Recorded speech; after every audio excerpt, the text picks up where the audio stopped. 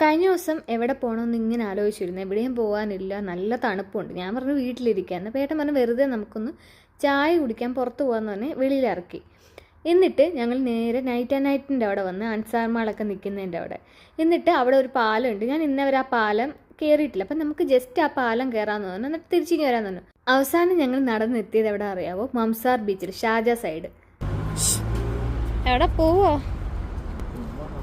എവിടെയാന്ന് ഞങ്ങൾ വെറുതെ നടക്കാൻ പോവാ.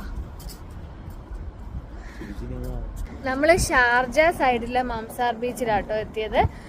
ദുബായ് സൈഡിലെ മംസാർ ബീച്ച് ഇപ്പം അവിടെ പണി നടക്കുക കേട്ടോ. വലിയൊരു പദ്ധതി വരാൻ വേണ്ടി പണി നടക്കുക. കുറേ നാളെ, ഏകദേശം ഒരു 1 ഇയറോളം ആയിട്ട് പണി നടക്കുക. പക്ഷെ അവിടെ ടെമ്പററി പ്രൈവറ്റ് ബീച്ച് എന്ന് പറഞ്ഞൊരു ചെറിയ ഏരിയ തന്നിട്ടുണ്ട്. ബാക്കി എല്ലാവരും ക്ലോസാണ്. അപ്പം ഇത് ഷാർജ സൈഡാട്ടോ നിൽക്കുന്നത്.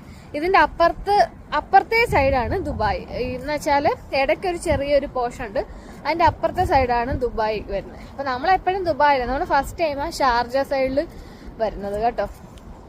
ജെല്ലി ഫിഷ്, ചൊറിയും. എന്താ ചൊറിയണോ? എന്താണ് തന്നെ എന്തോ ജെല്ലി ഫിഷ് ഒക്കെ കിടപ്പുണ്ട്.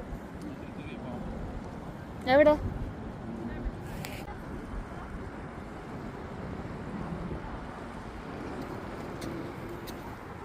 ഇതിന്റെ സ്ട്രക്ചർ കണ്ടോ? ഈ മണ്ണലിന്റെ നല്ല രസമുണ്ട്.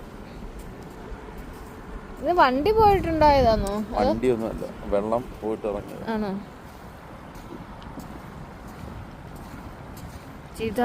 ജീതാസിനെ കണ്ണോ? എന്താ പാടാ ഇത്?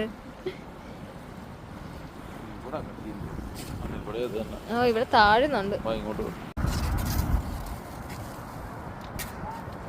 ഇവിടെ മംസാർ പാർക്ക്.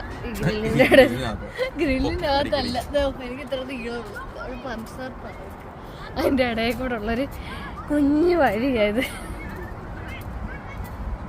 അങ്ങനെ ഒരുപാട് നടക്കാനുണ്ടായിരുന്നു. ഞങ്ങൾ ഒരുപാട് നടന്ന് ഞാൻ ആകെ ക്ഷീണിച്ച് അവിടെ നേരെ ഞങ്ങൾ നെസ്റ്റോയി വിട്ടിട്ട് സസ്യ കയറിയിട്ട് സ്ഥിരം നമ്മൾ കഴിക്കുന്ന പോലെ ഇഡ്ഡലിയും ദോശയൊക്കെ കഴിച്ചു കേട്ടോ. എനിക്കതായിട്ടോ ഏറ്റവും കംഫർട്ടബിൾ ആയിട്ടുള്ള ഫുഡ്. അങ്ങനെ ഇഡ്ഡലിയും ദോശയൊക്കെ കഴിച്ച് പിന്നെ നെസ്റ്റോയിൽ കുറച്ച് പർച്ചേസിങ് ഒക്കെ ഉണ്ടായിരുന്നു. അത് കഴിഞ്ഞ് നമ്മൾ നേരെ വീട്ടിലെത്തി കേട്ടോ.